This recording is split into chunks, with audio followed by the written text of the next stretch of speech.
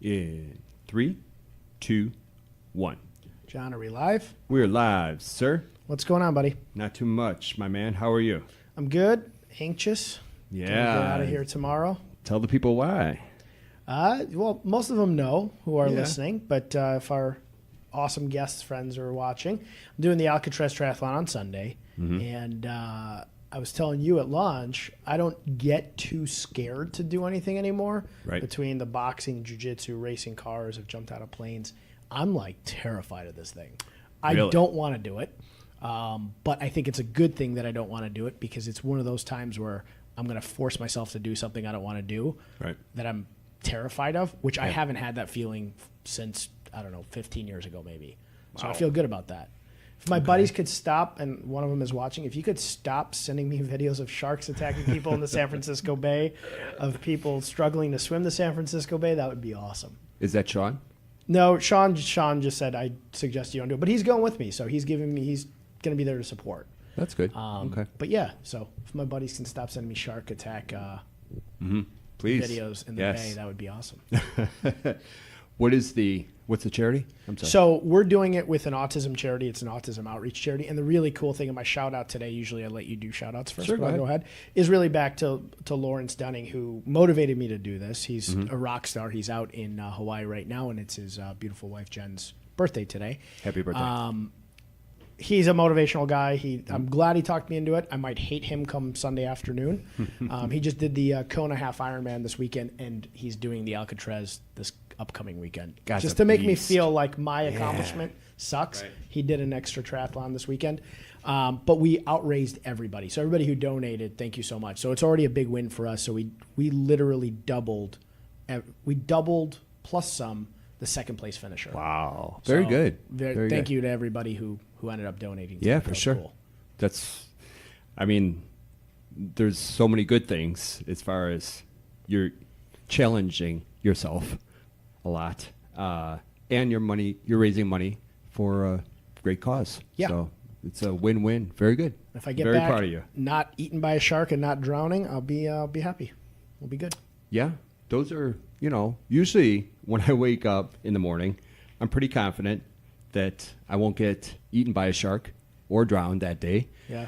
And I'm assuming you're sort of the same way. But this Sunday, you're going to wake up and be like, holy shit. I'll have That's some like anxiety legit. about drowning. Less anxiety about being eaten by a shark, but Okay, fair. can you do? That's fair. what about you? Any shout outs? Well, I do. First and foremost, you and Lawrence for the money you raised and for the work you've put in. We've talked a lot about it off the air. And I know Lawrence is a beast, and he keeps himself in top condition. And both of you, I think it's great what you're doing. So shout Thanks, out buddy. to both of you. Absolutely. Lawrence, please go get lunch after you finish and wait a couple hours till I cross the finish line so we can take a picture together. He'll be done like Absolutely. 3 hours before I am. Hey, you know what? As long as you do it, that's all it is. It's not time. It's No, I said it's going to be me and some guy probably who's got no legs finishing the finish line at the end together. There's going to be the two of us like right at the end, the slowest two guys, but we'll finish. You'll finish, and that's what's important. Shout out, though, talking about being scared. What are you I going to can't send even me a imagine. video of a shark too? No. But today, well, my shout out is to a gentleman named Tom Rice. He might not sound familiar. He didn't to me either until this morning. Today is the 75th anniversary of D-Day, when wow. we stormed the beaches at Normandy. Tom Rice is 97 years old. And to commemorate, he was a paratrooper. He jumped out of a plane to fight the Nazis in Germany 75 years ago today. And at 97, he did the exact same jump out of a plane today to land in France to commemorate what he and everybody else did.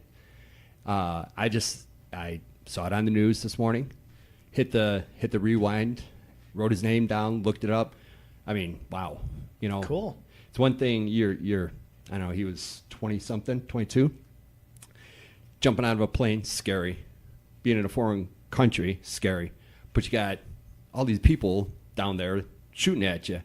And then at 97, shit, being able to do that, hats off. Hats off to everybody who did everything they did 75 years ago. But cool. I thought it was cool. So that's my shout out. And to you and Lawrence. You one-up me again. He always one-ups my shout-outs. No. He like 3-ups my shout-outs, actually. No, because what you're doing, though, I mean, it's, like I said, it's a great cause, and I'm very proud of you. Yes, buddy. I appreciate it. Absolutely. Hopefully I'll see you next Wednesday. If not, you got to find a host from Sunday to Wednesday next week. I'm going to throw that invite out. Start sending me your tapes if you want to be a host. Next Wednesday at 3 o'clock, you're going to have somebody else coming to you from the seat. Okay, awesome. I'm going to get into our guests because I think this is definitely going to go over, and we have so much cool stuff to chat with them Absolutely. about. Our first guest, Jen Garrett. She's the CEO of Feel the Push LLC. She's a high-performance expert. She's a speaker. She's the author of a really cool book that I'm going to read on the plane tomorrow called Move the Ball. I'm pretty excited. It was supposed to be John's copy, and I stole it again, so Boom. Thank you. I'm not going to let it get to his hands because he won't give it back. Thank you for coming on. Tell us a little bit about Feel the Push and what Move the Ball is, because I'm not going to butcher it for you. Sure, yeah. I'm glad to be here. First of all, thanks for having me. And what Move the Ball is about is how to take yourself to a higher level of playing your game. So I analogize you to being the quarterback on your life's field, and it's really up to you to take action, move the ball, and play at that higher level. So my book and the work I do really helps people to be able to level up and to bring a better version of themselves into each and every day. Awesome. Did you, were you always kind of just a fan of sports in general, or was it business and kind of life goal setting and then integrated kind of football into it? Which one came first? I'm a sports girl. Okay, sports First girl. and foremost. I mean, I grew up in Chicago, diehard Chicago Bears fan. Always watched the game as a kid and took lessons from the game and applied it into business and life and goals that I've had for myself, and more importantly, how you overcome challenges as you're looking to achieve those goals. Sure. I've read a bunch of articles over time that show how athletes or ex-athletes, and we have our next guest is going to be an ex-athlete, or he probably still is a good athlete, but an ex-pro athlete, make really good business people because they just, throughout their career or throughout training, they've had to overcome a lot of challenges, the discipline, the focus, the mental focus, the ability to deal with failures, all things that people have to deal with throughout normal life, lead those people to be successful more often than not. Do you find that it's one or two real big qualities in sports translate well to life, or is it a bunch of different things? I think there's a bunch of different things. People always talk about the mental toughness, which is very important, the resiliency, the teamwork. Those are all very, very important to success. But there's a lot of other things that sports teach you as well, not just football, that I like to talk about to bring differentiated value and concepts for people to think about, such as confidence. So how you show up to each game, for example, how you play, the mindset that you have, but being confident in your ability to win that game, right? I mean, if you show up and you don't think you're going to win, you're probably not going to win. I mean, unless you have teammates that are going to carry you, but you really need to bring that confidence and own whatever it is you're playing. And so we don't always talk about those things, in the confidence aspect as an example of that. Yeah, you hit on that confidence thing, and it actually reflects back on what I'm doing this week. It was the first time this entire week where I had somebody tell me, your mind is at such a bad spot. You keep saying, oh, I don't know if I'm going to be able to do this. I don't know if I'm going to be able to make it. I think I might have to just grab a kayak, or all this nonsense that I was putting in my head. And they're like, it's mental. 90% of everything you do is mental. Just think and visualize that you're going to do well and just do that. So do you find that in your day-to-day life, you're doing a lot of that kind of, you take what you're teaching in here and then move it into your own business life as well? Oh, absolutely. Yes. And I'll say about the confidence piece, because I'm so mindful of my confidence level, when I start to doubt, and confidence doesn't mean you don't have doubts. Confidence means that you're comfortable in your ability to figure out what you need to do to be successful. Yeah. And so I'll catch myself when I'm like, maybe I don't think I can do this. It's like, wait a minute, hang on, time out. You can do this. So figure out how to do it. I agree. I guess there's like, it might not even be a fine line. There's really a big difference between having kind of doubts and then coming off confident. And I've always found that when I work with people who are successful business people, their doubt usually never shows. And it's very possible. Me, myself, like there's a lot of times I walk into things where I'm a little bit doubtful, but yeah, you can't let it show. Is there anything else, any big factor of sports that you think translates really well into business and then life as well? Absolutely. I think who you surround yourself with is key. And sometimes we don't have the luxury of getting rid of our coworkers, for example, but it's what do you do with the people that are not helping you make those plays in life. So what I talk about in the book is you make a couple choices. One, you can choose to rid people that are so toxic and so detrimental to your forward progress that you just say, you know what, it's time to be done with these people. Or you push them off to the sideline. So if they're being a naysayer or they're being a problem identifier, and that's all they do is bring up problems or why you can't do something, maybe you don't want to get rid of them completely from your life, but it's just push them to the sideline and say, okay, I hear you, but you're not getting in my head, and surrounding yourself with the people that are really going to help you make those plays. I love that. And it basically bench them. Hey, exactly. can't play. Yes. You're benched. Yeah. I think as time has gone on for me too, I've realized that A, you can't do everything on your own. And B, I always say, let the chef do the cooking. And I haven't read your book. I'm going to, but I'm almost relating it to football now. You're not going to have the quarterback necessarily do the running back's job. Let the chef do the cooking. I always tell people. So the right team is definitely a very powerful thing. Absolutely. So what was the motivating factor behind writing the book? Because this is, and I've skimmed through it. I haven't read it for those watching, but I took a peek at this thing, and I read a lot, and I read a lot of motivational books, life books, and business books, and that's practically all I read. And this has a lot of great information. It's thick. It's how many? It's 170-ish, 170 pages.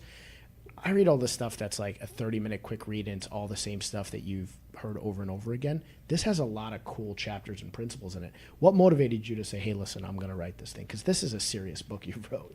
Thank you. Yeah, I've always had a passion for writing, always had a passion kind of pushing people out of their zone of comfortability, we'll say, and I've always loved football. So back in 2011, I was at the NFC Championship game between the Bears and the Packers, and it was 17 degrees out, so we're sitting there freezing our you-know-what's off, and there was a moment in the fourth quarter where the Bears were trying to make a comeback. Lovie Smith calls a timeout. It was fourth down.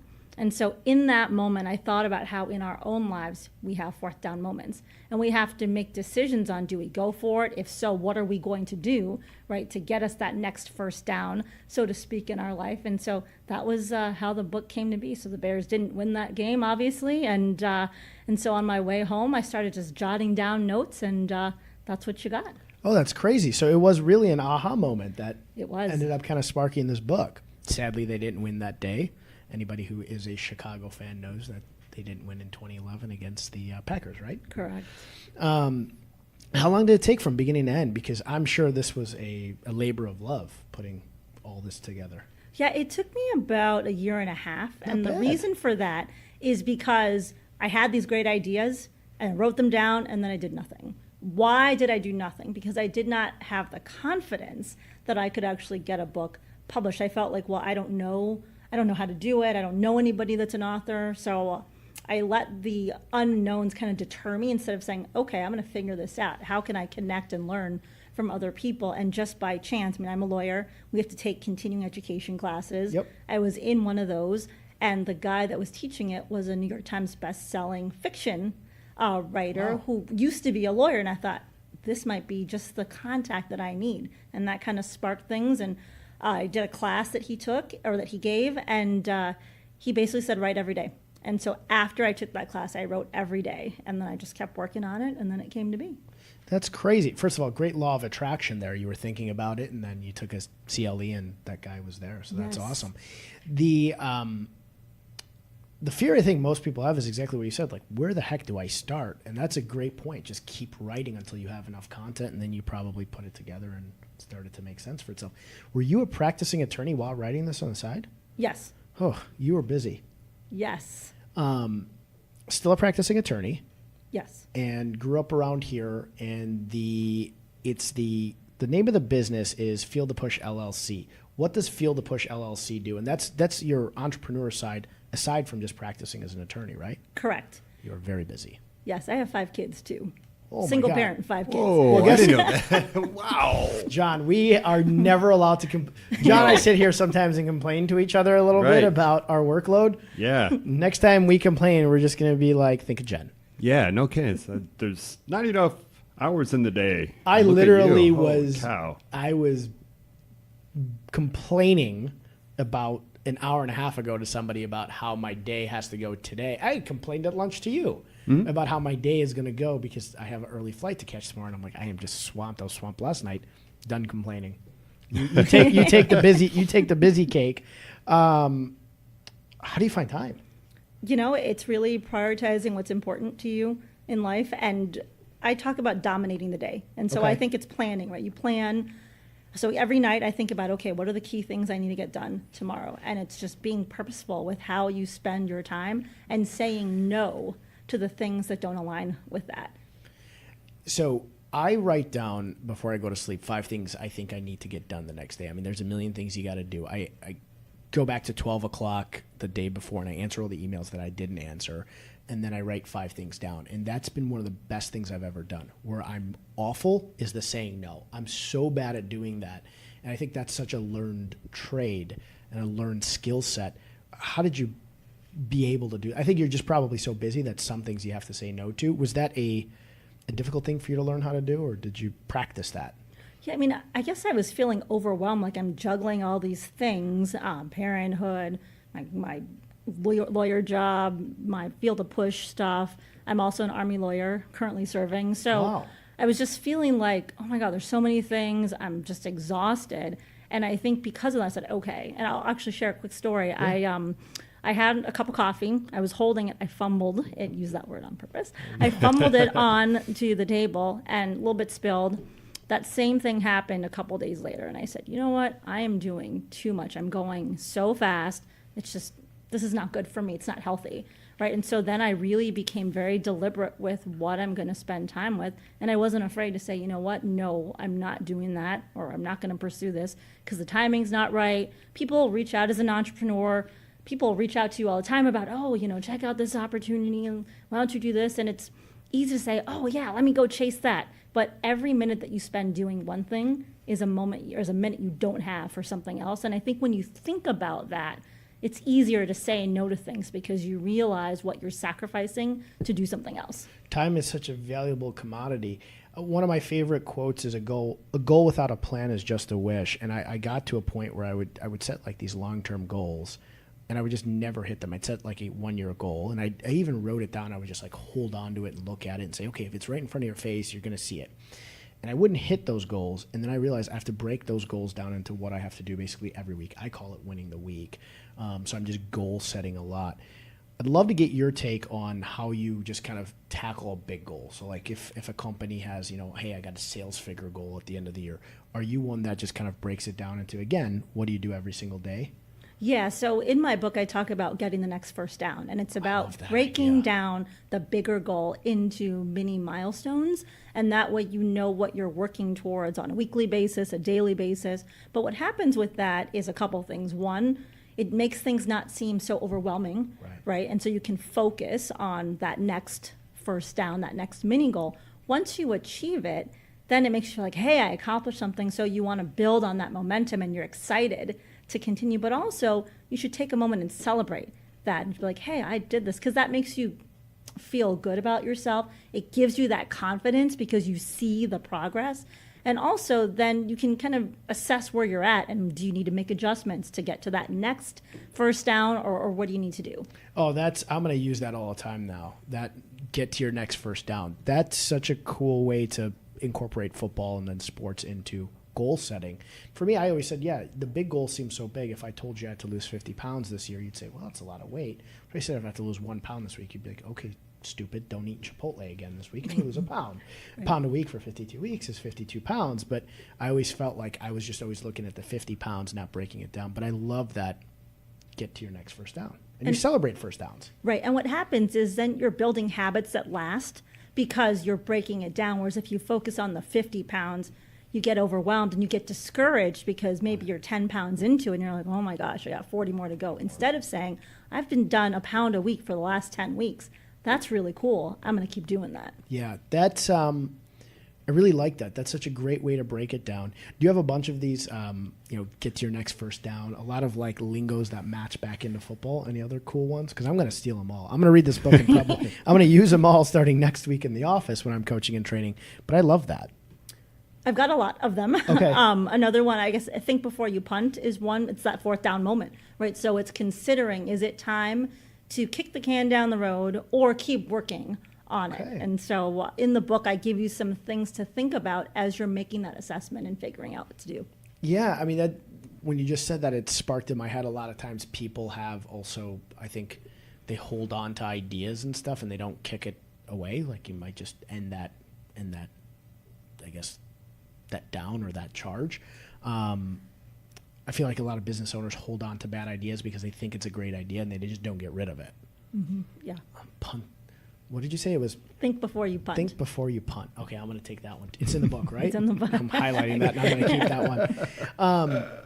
So if somebody wants to get a hold of you for business coaching and mentoring or speaking, what's the best way for them to do it? I've got a website, okay. www.jenniferagarrett.com. So that's the best way. I mean, I'm all on social channels. If you Google "Move the Ball" and my name, you can find me on pretty much any social platform. I follow you on the social platforms now, yes. as of earlier today. Perfect. And I'll say I'm always putting out content on there. So I mean, it's free. It's for everyone to absorb. So if you like football and it's not just football. You don't have to be a football fan, because I chose the phrase "move the ball" because you don't have to be a football fan to understand that concept, right? It's moving a ball, pick a ball, right forward in your life.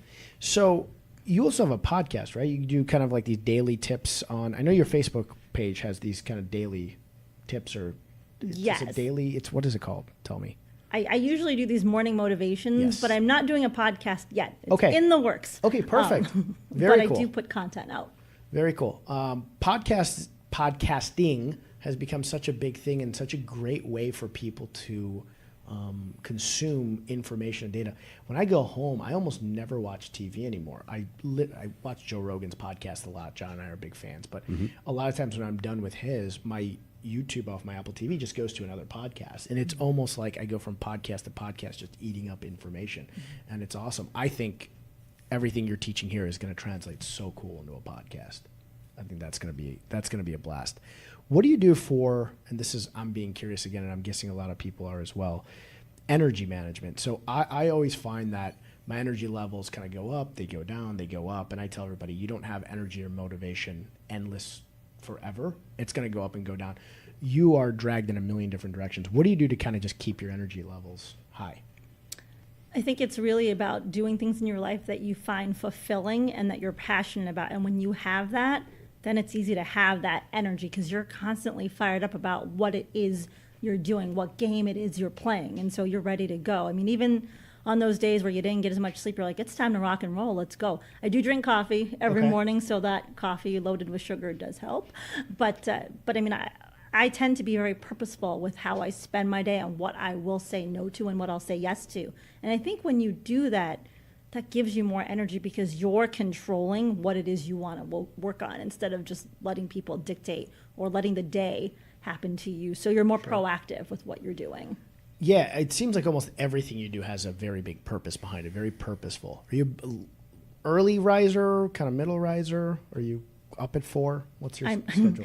So I do believe it's very important to get a lot of sleep. So I usually get 7 to 8 hours of sleep if I can. And so I usually wake up about 6. I go work out. I think about what I'm going to do during my day or during the day while I'm working out. So I'm multitasking while I'm working out. But I think that's important to get that, you're moving, so you're getting energy just by the workout, and you're also planning the day. So again, you're in that mindset of, okay, this is what I want to do today. And sometimes the day doesn't work out the way we want, but I believe you always have the ability to end it on a positive note. So even if things, something happens, and I got kids, we have things that happen, and so the day seems chaotic, okay, deal with that, but don't let that drag down the rest of your day. I mean, time is so precious, and once you really appreciate that, you don't sweat the small stuff, you just brush it off, and you figure out, how can I make the rest of my day a good day?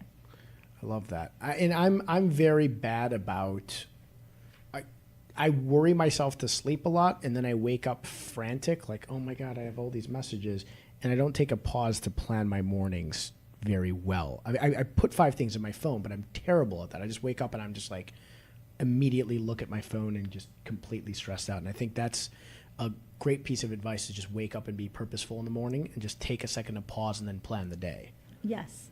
Yeah, so I would say what happens when you look at your phone when you wake up is now you're giving others permission to check into your life, and you're reacting to what you're seeing versus saying, okay, I'm going to plan what I have to do. And then you can get on your phone and respond to what you want to. Right. But that way you're still retaining control versus just being in a reactive mode to whatever it is you see on your phone.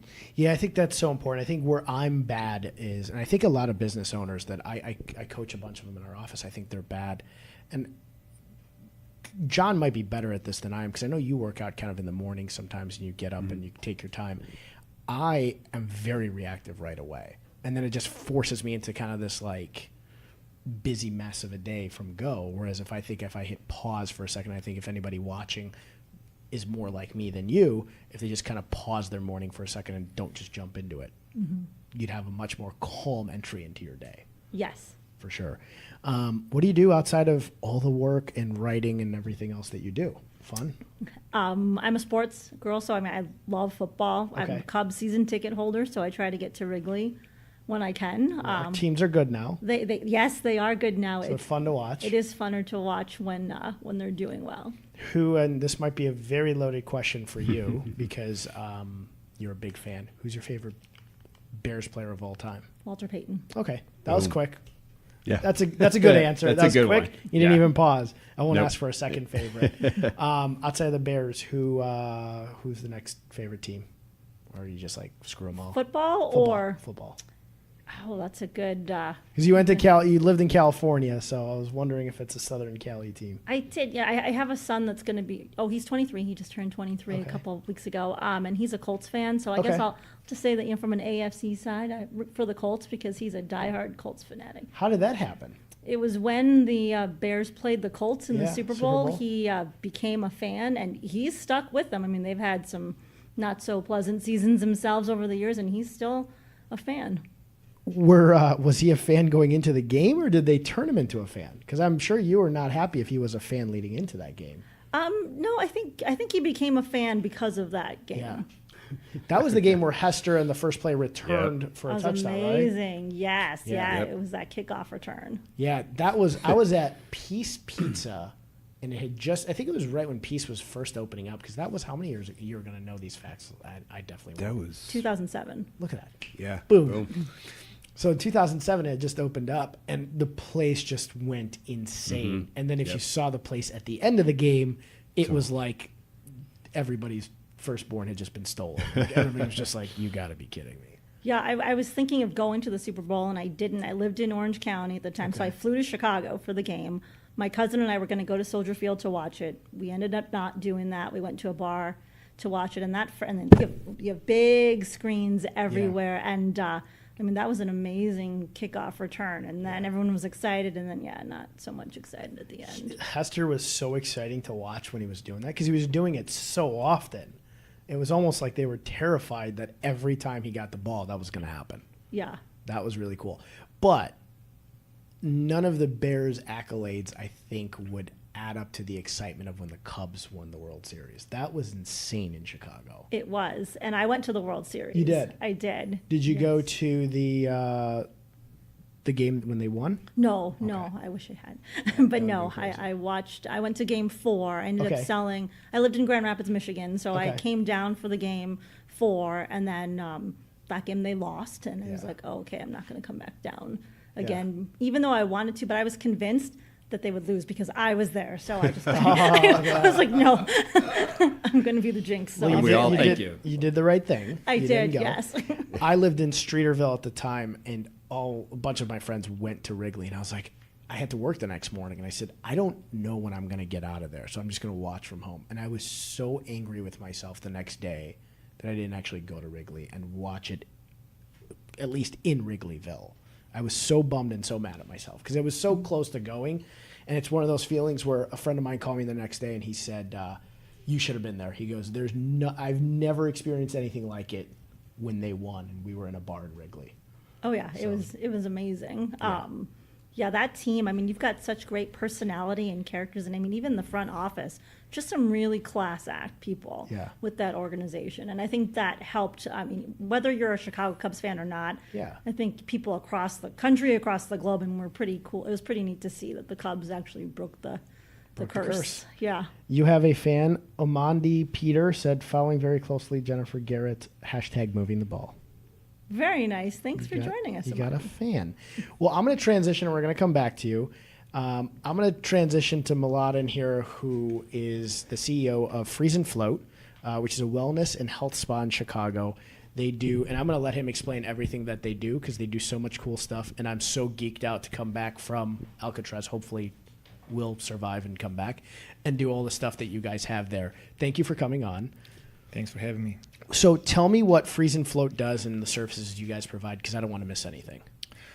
Freeze and Float is the spa that I own with my wife. That's a float center predominantly. But we also have the infrared sauna and cryotherapy alongside with the skincare. So we are a little bit non-conventional float center in terms of that the flotation therapy is not the only service that we provide. So we kind of like move the ball around, as Jen likes to say that. You know, awesome. Going in all kinds of directions. So tell us how flotation works, because I've seen it, and I know John was going to do it this week, but he's going to go back and do it. Maybe we'll do it at the same time now, John. Not tell together. us how that, not in the same float, but we'll float near each other. Sure. How does it work? Well, flotation is actually not a new concept, even though lately kind of like it's getting its second wind. The science behind it is that why the expression of floating is that you're literally in a zero gravity environment. You have a float tank filled up with around 200 gallons of water and around 12 to 14 pounds of dissolved Epsom salt. 1,400 pounds of dissolved Epsom salt, which gives the body situation or provides that zero gravity, hence the expression where you're floating. Literally, you can't even sink even if you wanted it. You can't sink, which provides a very interesting environment for the brain, for the mind, as well as the body. So it encapsulates the whole spectrum, if you will, of body and mind. I love Epsom salt. And some people who don't know this are going to make fun of me after this, but here we go. They do it to me anyways. I almost take an Epsom bath salt every night just because I have aches, my knees hurt, my back hurts, and I love it. I can't imagine being in a weightless kind of almost like a meditative state. We were talking off air a little bit. You have 1 hour in there. Does it become kind of like a meditative state in there? Yeah, absolutely. Like it absolutely induces the main thing what happens with the mind is that once it's deprived of external stimuli, like we talked about it. You talked about it with Jen. All the emails, all the phone calls that you're receiving from 6 a.m., 7 a.m., and you get caught up into that. The deprivation of all that external stimuli provides and induces so-called a meditative state where if you preparing yourself for very dangerous extreme activities, swimming from Alcatraz, as you said, a lot of workout, a lot of swimming, a lot of weightlifting, all that goes into the physical preparation. Well, we know so little about what goes into how do you train your mind? How do you make your mind being stronger or, for lack of better words, softer? And sensory deprivation, meditation is one of the techniques and tools, and the float tanks provides that environment that induces a meditative state as a tool to strengthen or quiet the mind. I love it. I can't wait to do it. I got a question. How much Epsom salt do I have to dump in San Francisco Bay so that I float the whole way across? Quite a bit. Quite a bit? Quite a bit, yeah. Darn it. Sean, if you're watching, he was watching a second ago, start renting the dump trucks out in San Francisco. We're going to be dumping a lot of salt in that water. So you're in a capsule, essentially, correct? So there's a lot of kind of like different options from pods to tanks to rooms. Okay. We specifically we built, my wife and I, we built the float rooms in order to, if, as we call it, like a regular experienced floater, if someone like that would come in, they would be comfortable in a pod, a small eggshell looking like pod where you would be enclosed. But at the same time, we wanted to provide experience for the people that are experiencing floating and wanted to experience floating for the first time. And pods tend to be a little bit claustrophobic, so we wanted to steer away from that. So for those reasons, we built built-in float rooms, tanks that look like a float room. So you technically have a private room where you have a shower with a built-in tank and a private session, and you have a whole hour for yourself. Fantastic. That seems like it's something that almost anybody could benefit from. You don't have to be an athlete. Like you said, it's mental. Epsom salt is great for aches, pains, colds. I know people use Epsom salt for almost everything. Is there anything else other than water and Epsom salt in there? No, very simple. Straightforward, water and Epsom salt. And just a lot of Epsom salt. That provides the magic. Awesome. Yeah. And then aside from the flotation, you guys also do the cryotherapy. We do the cryotherapy, we do the infrared sauna, and we do have the esthetician that provides the skincare, facials. Okay. The cryotherapy, I read on your site, and I didn't know this until I read it on your site. I've always seen, the photos of people standing in the booths, and it's kind of just your whole body.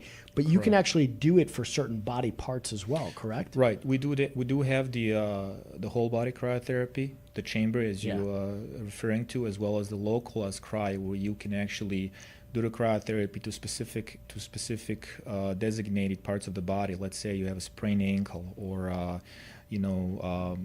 after a surgery, knee, or anything like that, you would specifically target for 5 to 8 to 10 minutes with a localized therapy, a designated spot where you wanted to apply the therapy. And how cold is it? Well, depends on the level.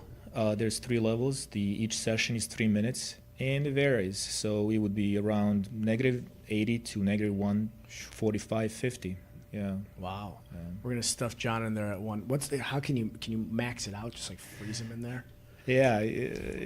Well, you could. Yeah, but we not. It's not fun. It's not fun. It's not fun. Yeah, definitely. The 3 minute is actually something that we talked earlier about. Cold plunges and swimming in the. You did the plunge. Michigan lake, but it's way easier to do a 3 minute cryotherapy at -120 than do the cold plunge at 55 degrees in Michigan Lake.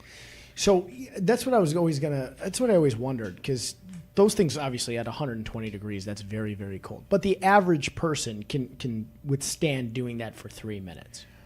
Absolutely. It's not what happens basically is that our bodies being exposed to extreme environment in small doses, they work amazingly, and the body stimulates all the good things, all the good stuff in order to regenerate.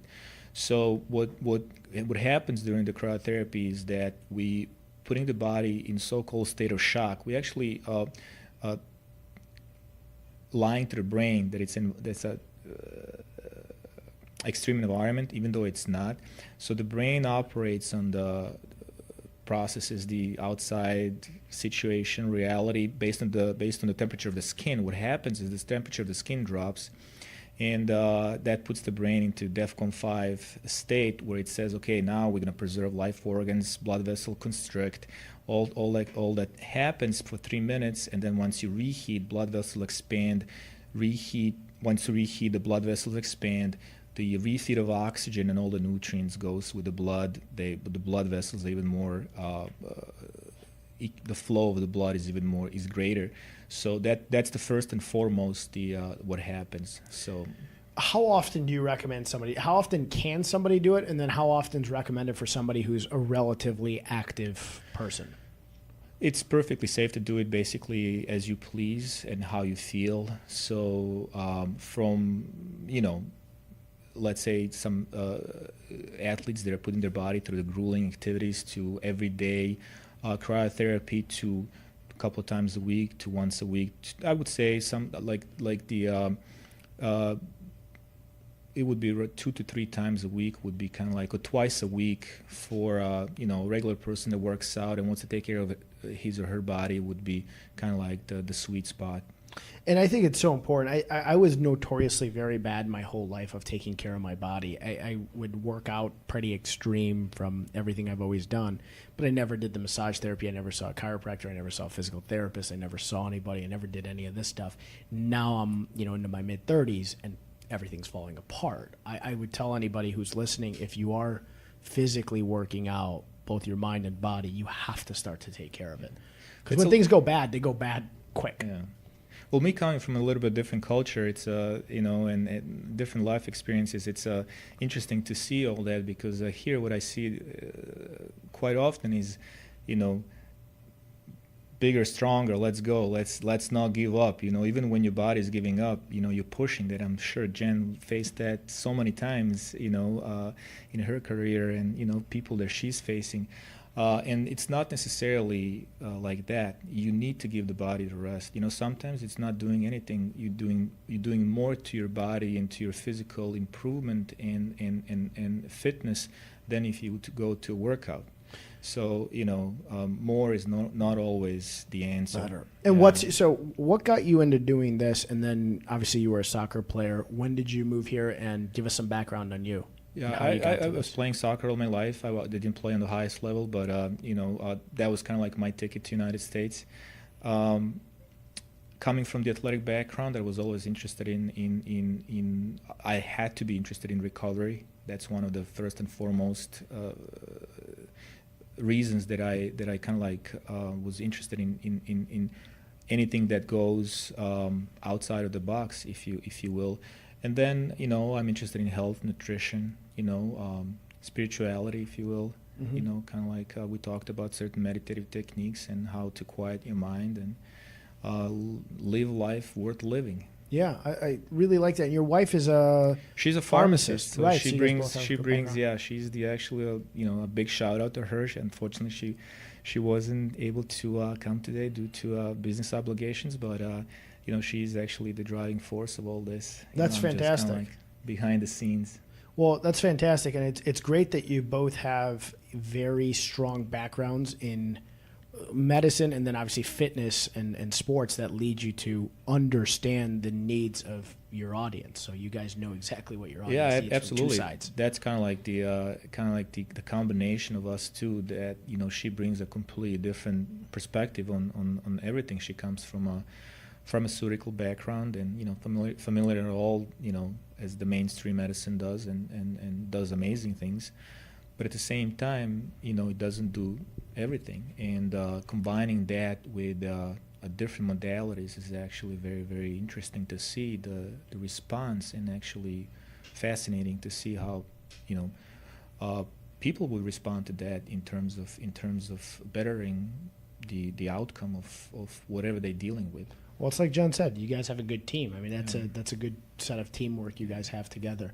And then I'm not saying that we do anything healing wise or anything like of course, that. It's not nothing related to making any claims or statements, but just it's prevention. It's taking care of your body and your mind, and just by doing that, we eliminating a lot of precursors to dealing with certain problems later down the road. Your health is your wealth. I mean, that's the easiest way to really put it, is if you're not taking care of yourself at some point, that's going to really come back tenfold hurting you. I think I'm telling you, John, maybe John and I both have to do it on Wednesdays. Yep. Absolutely. It's a perfect time. Wednesdays for me, it's I don't want to say this because everybody else and all the other work I do is going to be like, well, what the heck? But I've really come to enjoy doing this podcast and doing Wheelhouse with John, and it's been so much fun. So I always say Wednesdays is a great middle of the week kind of reset button for me. And the fact that you guys are just next door to us is going to be great. I think I'm just going to come there and just hit the reset button on Wednesday. And then the infrared sauna I'm also interested in. I'm just going to be there for 3 hours a day every day. What's the difference between that and so I work out at Lifetime. I go to the sauna afterwards. I love being in the sauna. I feel like just even a regular sauna has a great health benefit for me. What's the difference between the infrared and then a sauna that I would essentially go to at a gym? Well, the biggest difference is essentially the infrared sauna is the sunlight without the UV. So what happens is that the infrared sauna produces 3 types of waves, near, mid, and far, that go in and out of the body and heat the body from the inside. Versus the conventional sauna, they would blast heat and steam or heat, dry heat, and heat the body from the inside. That's why you can't really stay too long. You gotta go in and out, taking showers and whatnot. Having the benefits of heated and the fact it's not always it's not related to heat infrared sauna. So technically, the moment the session starts, that goes from 30 to 45 minutes, you're already reaping the benefits of the infrared. It's not, it has to be 125 or 135 in order to, but it gets there. So what happens is that the core of the body gets heated by intertwining those infrared waves going in and out, and the steady detox and sweat is where the detox happens, or depending on the program, you have the anti-aging program, cardiovascular, enhancing cardiovascular health, relaxation as well, and I need all of them. Yeah, there you go. The whole thing. I need the anti-aging, the cardio. I need the calorie burning, and give me all of it. And you stay in it longer, because when I sit in a sauna, if you crank the sauna up pretty hot, or you get the coals moving pretty hot, 15 minutes and you're pretty much toast, and you feel pretty lousy after 15 minutes. This you can do for an extended period of time because it's not that aggressive, like you feel like you're going to die. Yeah, it's dry heat. You can go, from 30 to 45 minutes, no problem. I really, really like that. Yeah. And you guys just opened out there, and I'll let you kind of give the people listening the kind of the WheelHouse promo, because I think I'm watching some of the people watching, and they're quite a bit of my athlete buddies, and I think they got to stop by and see you guys. Yeah, absolutely. For all the friends of the WheelHouse, listeners and followers of the WheelHouse, we have the special for you guys. We have 20% off all of our services. You can check us out at the freezefloatspa.com and use the code WheelHouse, and very cool. 20% off for all the services. And people can buy for you guys, because I was on your website, and your website's great in the sense that it states prices, it gives all the services, and explains everything so well. I really dislike when I go on some websites, whether it's fitness, health, spa, and you look at it and there's just no price point. You just got to call. But you guys have everything laid out really nicely. And for those of you listening, you can do, and correct me if I'm wrong, you can buy one-off packages, you can buy gifts, you can buy multiple packages, and then you can buy monthly programs for all the different stuff as well, right? Yes, absolutely. One of the things that we wanted to do with the whole concept going into this is to provide the experience and not restrict and put any restrictions on people that would like to be our clients. So when it comes to pricing, when it comes to services that they purchase, we don't put any restrictions. So technically, if they buy a service, it doesn't expire, it's shareable, it's linked to the email, and creating the account always stays in the account, and those kind of like small things that it's all about the experience for us, and being client orientated and customer service orientated and friendly. That's really nice. So if somebody bought a bunch of, like a large package, they could use it, their spouse, significant other, family members, they can use it. They just have that many to use. So other people can come in with the family and use it as well. Right. From top of my head, I don't know exactly what would be the scenario in what services, but what I do know for sure, we do have it's still a grand opening promo. We just opened 2 months ago. It's going to turn into a freeze and float special. Okay. So, for example, we would do all 3: float, cryo, and sauna. So, for example, it would take probably 2.5 hours. Okay. With everything, to do all that. So you can break it down. You can do cryo today. You can do float some other day, or you can do all 3. It's however you please, and those don't expire, and they're shareable. So you can flip them around between spouses, girlfriends, boyfriends, family members, and whatnot. Awesome. John, we're going to have to push WheelHouse back, because by the time I can get to the spa, it's going to be noonish, and I don't think I can get in here by 3 o'clock. Yeah, well, we'll talk Talk about off that. air. Hey, real quick, though, Yep. Mladen, is there a benefit to doing all of them in one day opposed to breaking them up? What would you suggest? Yeah, you can do all 3 of them Okay. Depending what exactly you want to achieve. Okay. And obviously based availability and your time. If Oh, you were to sure. come in, Sure, but sure. definitely you can do. But is there a like, benefit health-wise as far as like back to back to back, opposed So- to spreading them out? So we all familiar with going from cold to hot, Right. to all the athletes going from hot to cold, icing and whatnot. So we do have.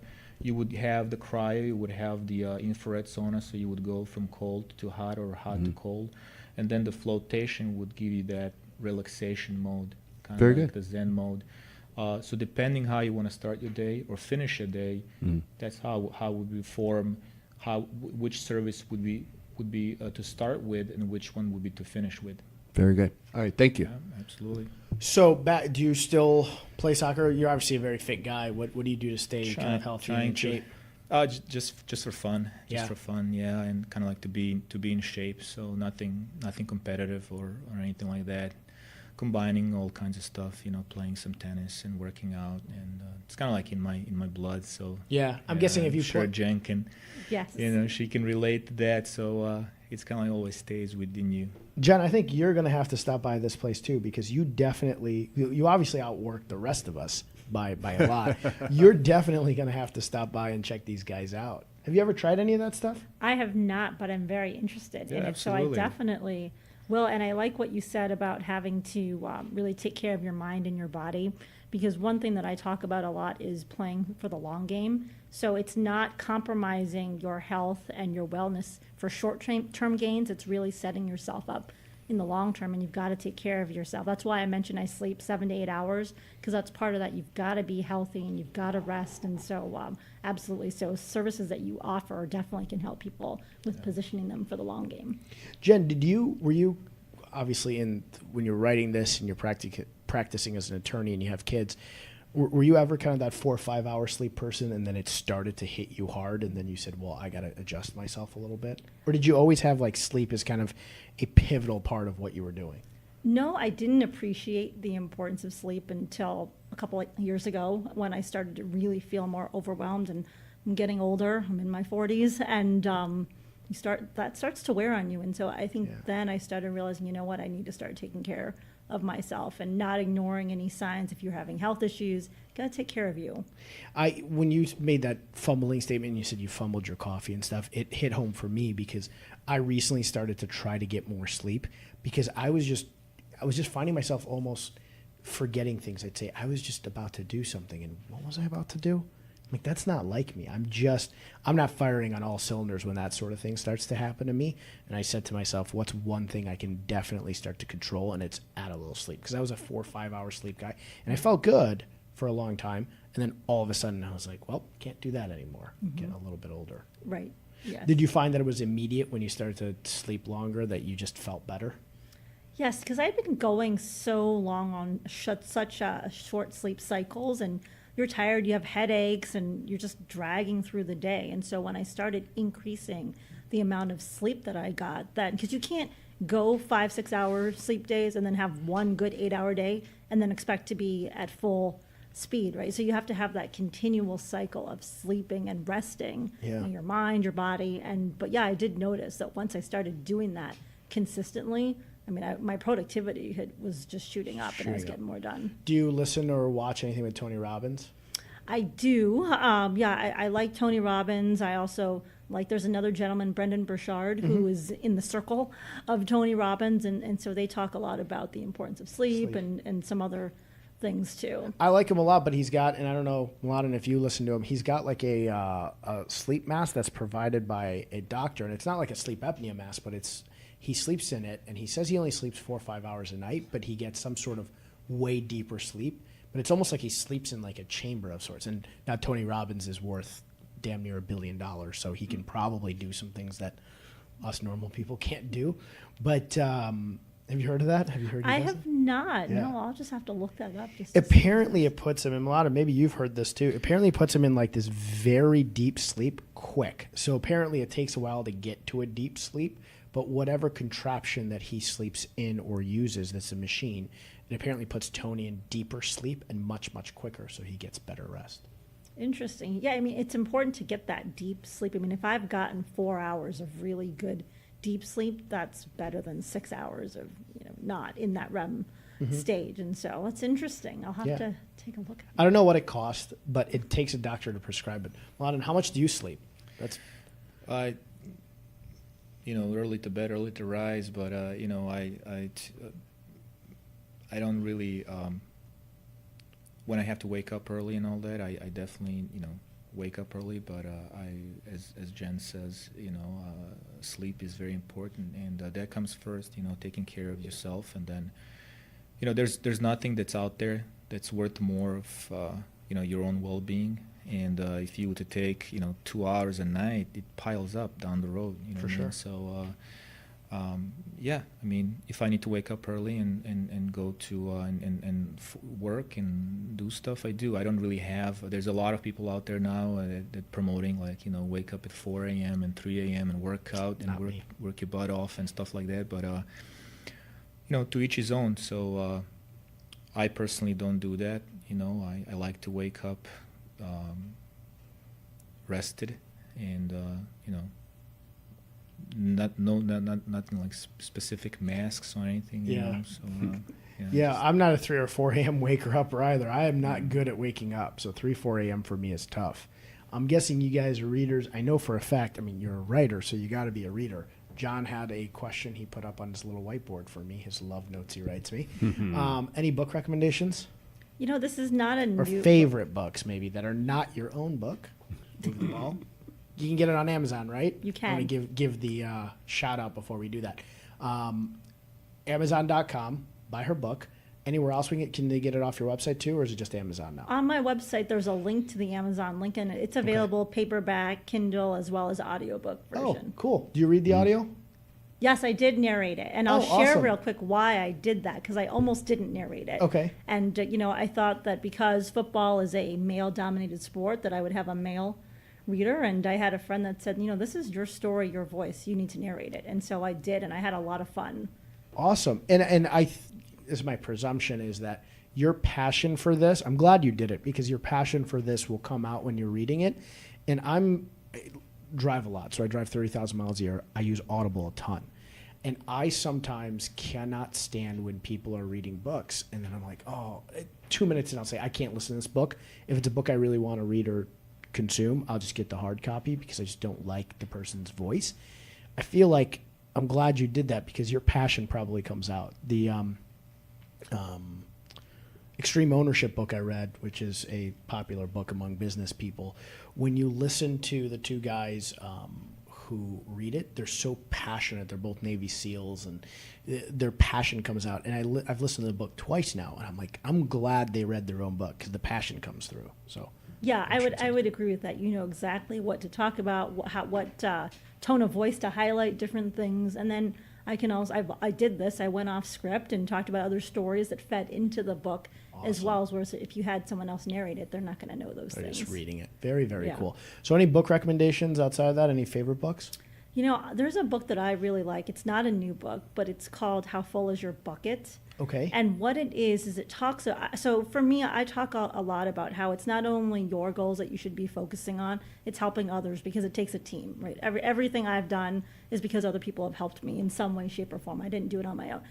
How full is your bucket is about, you can either choose to take away from someone else's bucket by bringing negativity and just that energy, negative energy into the space, or you can choose to fill other people's buckets, which will in turn fill your bucket by being positive and uplifting. And that's just the kind of person I am. So I really like that. And I learned that they even have a children's version. And I heard my daughter one day, I have a 9-year-old daughter, talk about such and such, is filling her bucket. I was like, what did you just say? So I was glad to see that that it's something that kids are reading too, because there's in a world of cyberbullying and all this. I mean, it's neat to see that those messages are being The apple shared. didn't fall far from the tree on that one. Yes, that's awesome. I've never read that, but I'm glad they made a children's book, because I was just talking to somebody about this and how negative kids at school have gotten, and I was the first kid with glasses and braces, so I was bullied as a kid. But now with the cyberbullying, where somebody can do it behind a text message or a computer screen, that has become an exponential thing. Yes. When you bullied me, you had to actually come and bully me. You had to actually come and say, "Hey, you got your 4 eyes," and I was standing there, so you had to say it to me. Now people do it in a really aggressive way, and it's good that they've made a children's version. Yes, That's awesome. So I think that's a great book. Again, it's been around for a while, but I think it's just a great, positive, uplifting book. Awesome. Are you a big reader? Trying to be. Trying to be? Yeah. It's really. I'm also a big fan of Audible. Yeah. Yeah, I listen to drive a lot, so I listen to audiobooks as well. Do you live in the city, or are you? Yeah, just down the street. Oh, awesome! Yeah. Very cool. Yeah. Were you when you moved here? Did you move to the city, suburbs, or always back to Chicago? It was always Chicago, originally suburbs, and 3-4 years ago, city. Cool. How long before you guys opened did you guys come up with the idea of doing the spa? The whole process was around 2 years. Okay. So from literally the thought to opening was 2 years, a little bit more than that actually. Because that's a big undertaking. I mean, you guys, and I'm familiar with flotation spas and stuff, and like you said, typically that's all they have. It's just one thing. You guys almost have, you have the med spa version of like the skincare, and then you have the flotation, but then you're adding and some places you go, you only have the cryotherapy. I mean, it's just that. You guys have several different business models kind of put together in a full wellness package. So 2 years, you guys moved quick. Probably felt like a long time, but you moved quick. Relatively quick, Yeah. yeah. And then you have the city to deal with, too. Not quick enough, but yeah. Yeah, and It I mean, was finding the space is process, tough, and I'm sure being able to build the tankless rooms, dealing with the city is not the easiest thing in the world either. I'm going to jump in real fast. And I wish that I had some video, but I took a tour of Freeze Float. And 2 years, a little over, you said, what they did, this place is gorgeous. I mean, he's underselling it to the extreme. I walked in, and we were probably 20 minutes together.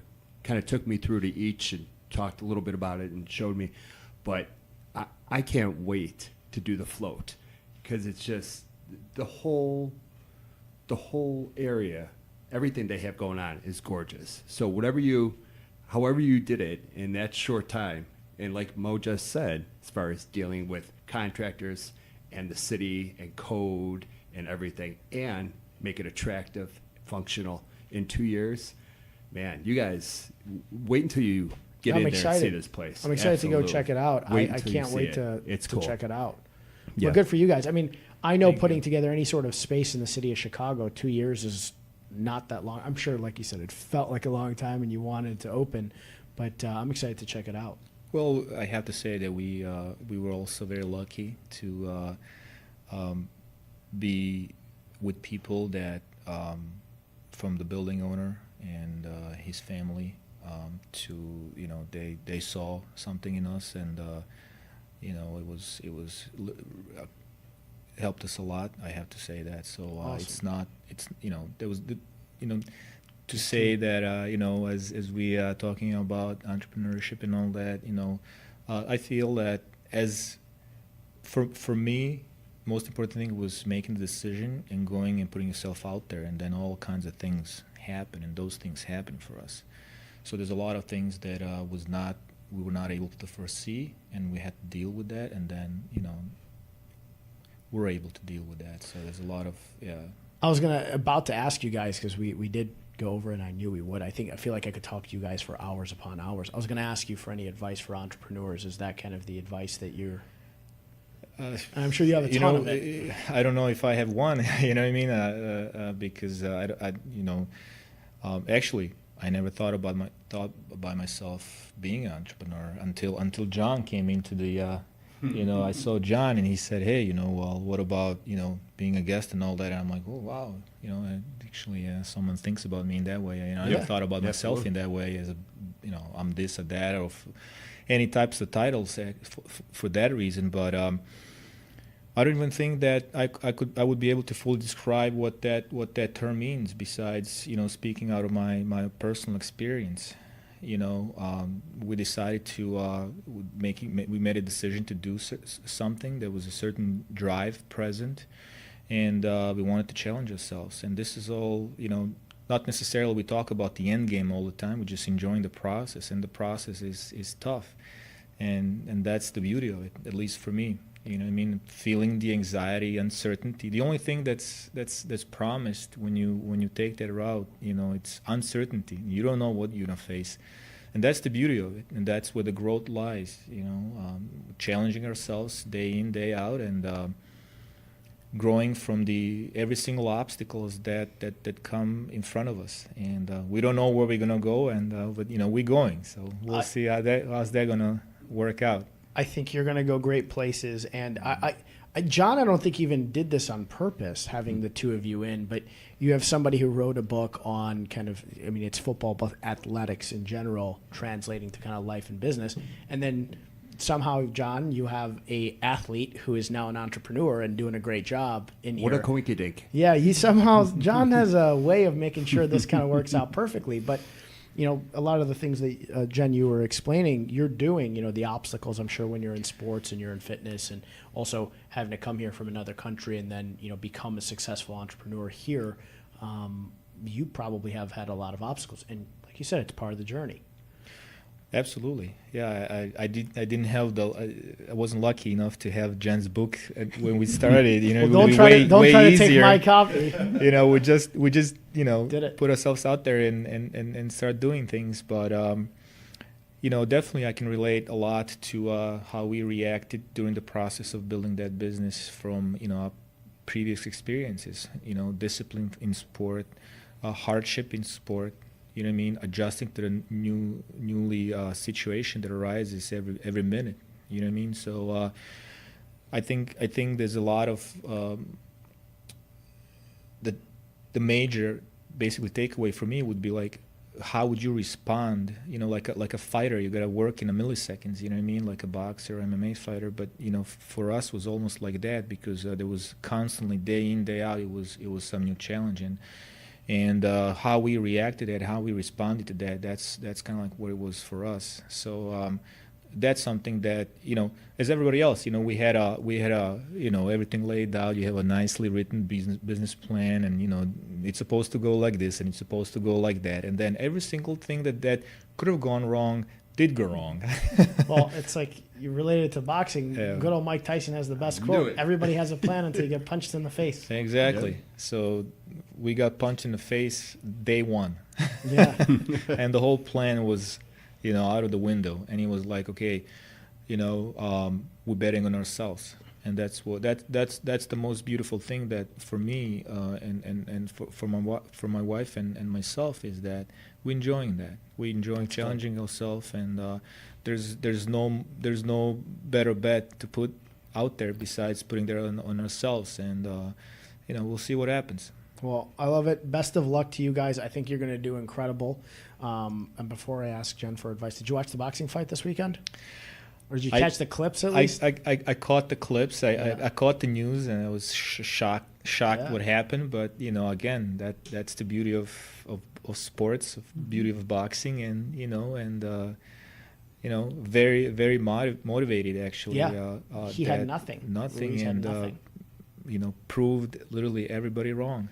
Do you know that last year they offered him, John, I don't know if you know this, or Jen, if you know this, there's a big boxing fight, and Ruiz was offered $40,000 to fight Joshua last year, and he turned it down. He said, I'm worth more than that, and I'm not going to do it for that, and now he beat him. And as of this morning, they had a rematch clause in his contract, so the rematch is going to happen sometime in like November-ish time period. But good for him. His whole life changed. When he said at the press conferences, he's like, Mom, we don't have to struggle anymore, because I think he takes care of his mom quite a amount. So yeah, amazing, awesome. Amazing story. Very cool story. And Jen, I'm sure you have a lot of advice for entrepreneurs, and I'm going to ask you to give one or two if you can, and then for the rest of you, again, buy her book, and I'm sure there's going to be a whole lot more information for you guys in there. But anything, either a learning lesson, or we always ask this on the show, or some advice you'd want to give to somebody who's an entrepreneur? Yeah, sure. I mean, it's like Mladen had said, you know, you got to bet on yourself, right, and have that confidence that you can do it and not let anybody tell you otherwise. And I'll share a quick story. Move the ball. I work with a lot of organizations in the corporate setting and individuals, but I do a lot of work with professional athletes as well. And I had connected with people in that space, and they told me, you're wasting your time. Go focus on the corporate space. these athletes aren't going to listen to what you have to say. And I could have chosen to listen to them, or I could say, you know what, this is really something I'm interested in because I think I could help them transition out of professional football or other sports and be successful in life beyond the game. So I stuck to my guns, and I mean, I have people reaching out from all different professional sports, MLB, NFL, NBA, but if I had listened to the naysayers, then I would have never had these opportunities. And I'll share a very quick story. Yeah, share as many as you want. I love these stories, and they're motivating and intriguing. I'm sure very motivating to anybody watching too. So I grew up in Chicago, grew up in the 80s, diehard Bears fan. 85 Bears were my team, right? That's the team that made me fall in love with football. And if you were to tell me 30 years later that I would work with guys from that team, I would never have believed it. And there are guys from that team that will back my work and say that I know more about football than guys they played with. Good for you. So, I mean, it's just amazing to see that. Because again, I could have said, okay, these people said no, you're wasting your time, go in this other direction. And so really stick to what you believe in, bet on yourself. Good for you. I can only imagine how difficult it would have been for you to kind of break into that industry, and then not just break into that industry, but gain the respect of people who are very esteemed in that field. Because I imagine more than you're even letting on, people were probably saying, oh, yeah, that's not going to work. Or not telling you and just completely writing you off, where you believed in yourself and you said, hey, nope, I'm going to get to that point, and you obviously have now. Yeah, I mean, it's tough when you're not a professional player. I didn't play in the NFL, right? It's obvious. I didn't play college football, so that credibility, I don't have that. Right. And so a lot of people will just discount you and be like, well, you know football, great. Sure, you do. You're a female too. What do you really know? And so, to just keep having that will to persevere and keep trying to connect with people and, make relationships with people. I mean, I've been tested along the way to say, what do you really know about this sport? And so it's neat to see that kind of come along, because a decade ago that wasn't there. I bet you wow a ton of people with your football knowledge. If there's ever a one of those bar events where it's a kind of a football trivia, yeah, we know who we're calling. You're gonna be our secret weapon. But no, it really is, and I think you obviously embody this. You've worked very, very hard to get where you're at with everything you're doing, from having a couple LLMs, a law degree, writing a book, being a mom to 5. As I'm saying this, it's astonishing. And then having your own business where you're mentoring, you're coaching, and you're speaking, and soon to do a podcast. You've probably had so many times where things have gotten difficult and you're like, well, I don't care. I'm just going to move forward. I'm going to keep moving forward. Very much like Mladen was saying, you just kind of grinded and never had no slow you down. Right. Yes. And it's that confidence. If you bet on yourself and you believe in yourself, then I believe you can do anything you want, but you've got to keep moving forward even when you're tested. Well, this was a very, very motivational wheelhouse for me even, and I really, really thank both of you for coming on. Jen, I'm excited to read this. I'm sure it's going to be a lot of fun for me, and it's timely for me, seeing as I'm going to go do something that I really didn't want to have to do, but I'm going to do it anyway, so I'm going to bet on myself that I'm not going to drown, hopefully. I'm terrible at betting. I probably shouldn't say that. Every time I bet on anything, I lose. Oh, boy. But I'm going to bet on myself. Depends for those on of the you, asset. Yeah, absolutely. For those of you watching, if you do pay the shipping and handling, she will send you a signed copy of this. If you don't do that, just go on Amazon and buy it. Give her some support. I will definitely talk about it after I'm done reading it. And just by skimming through it again, I'm a avid reader of motivational books about business, books about just bettering yourself and self-growth. And just the topics and the chapters in here are laid out really smart. And it's going to be a fun read because it's got a sports twist to it. So congratulations on this. Thank you. And Mladen, thank you for coming on. I'm going to see you soon. I'm probably going to see you sooner than you think. I'm going to get back sometime Tuesday, probably be limping, and then give you a buzz and come by, check the place out, and try some of those treatments. Anytime. Best of luck to you guys. And John doesn't overplay or underplay anything, so I'm with your explanation of how that place looks, I can't wait to come check you guys out. Yep. And he's a couple jiu-jitsu buddies are watching. He's going to try to give jiu-jitsu a shot, so maybe we'll have to go to a class together and get you doing that as well. So thank you again to you, and congratulations. Thank you. John, anything else from you? Well, I have one quick question for Jen, and then next week's guests we're going to announce. Perfect. But Jen, as far as people getting a signed copy, just doing the shipping and handling, how do they go about doing that? Is it through your website or Amazon, or how do we do that? Just send me an email. You can send it to info@JenniferAGarrett. That's JenniferAGarrett.com. If you go to my website, the email's there too. Oh, great. Yeah, shoot me a note and we'll get you hooked up. Very cool. good. I just wanted to make sure everybody knew how to take advantage of that offer. That's great and very generous. Thank you. Yeah, thank you. Thank you very much for that. Next week, if I make it back. Next week, Three. when you make Man, it look at that back, mindset. when you make it back and you have a great story to tell, we're going to have some more amazing guests. We have twin sisters, Jillian and Jen Uhas. They are love and life coaches. What are you And, setting me up here, John? dude, I'm telling you, I have Trying to give me spoken love on the and life phone. lessons? Oh, You John. need them. Spoke with them on the phone. Just massive positive energy and very focused on the positive in life. Kind of reminds me of the guests that we have here today. Moving forward and shedding the negative and keeping focused on what's important. And I'm really looking forward to having them here. Also, we have the Chief Operating Officer of Navy Pier. Whoa. Yeah. I lived 2 blocks from there, so for 11 years, I frequented Navy Pier a lot. Well, you and 3 million others every year. Very cool. Yeah, his name is Brian Murphy. We connected on LinkedIn, reached out to him, and super accommodating, very busy, but really excited to come on, talk about what they're going to be doing this summer, some of the overhauls, all the entertainment. He's a really cool guy. So yeah, they're it's going to changing be Navy Pier a lot. Yeah, a lot. And he's got just a great sense of humor, very funny, witty guy. So it's going to be a fun show, as this one was as well. Looking forward to it. But before I let us go, best of luck to you. Thanks, buddy. And again, a lot of respect for what you're doing. I think it's the cause and the work.